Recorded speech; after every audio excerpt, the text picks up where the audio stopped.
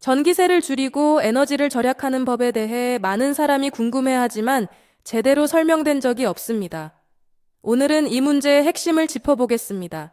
실제 생활 장면을 기준으로 왜 이런 일이 반복되는지 차근차근 살펴보겠습니다. 눈에 보이는 현상에만 집중하면 전기세가 매달 증가하고 있다이라는 진짜 문제를 놓치게 됩니다. 겉으로는 작은 불편처럼 보이지만 같은 상황이 반복되면 비용과 스트레스가 커집니다. 반복되는 패턴에는 반드시 이유가 있습니다. 의지의 문제가 아니라 구조의 문제일 가능성이 높습니다. 그래서 오늘은 감정적인 조언보다 실제로 확인할 수 있는 기준을 중심으로 설명하겠습니다.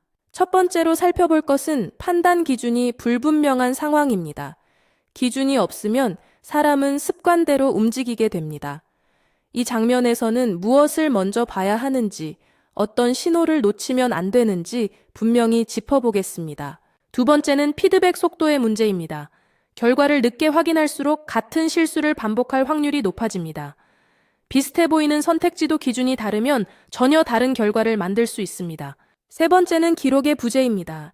기록하지 않으면 무엇이 달라졌는지 알 수 없고 개선도 어렵습니다. 생활 속에서 자주 마주치는 사례를 떠올리면 이 차이가 훨씬 쉽게 이해됩니다. 작은 것을 무시하는 습관이 쌓이면 나중에 큰 문제로 돌아옵니다. 이 지점을 많은 사람이 그냥 지나칩니다. 작은 요소 하나가 전체 흐름을 바꾸기 때문에 사소해 보이는 부분도 따로 확인해야 합니다. 문제를 인식하고도 미루는 순간 상황은 더 복잡해집니다.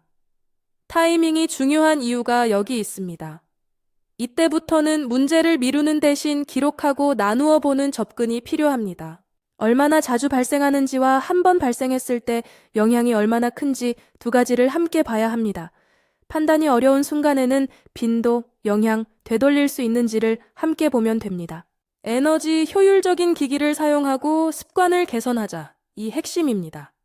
문제를 잘게 나누고 원인을 확인하고 작은 것부터 실행하세요. 순서를 정하면 복잡한 문제도 오늘 할 수 있는 행동으로 바뀝니다.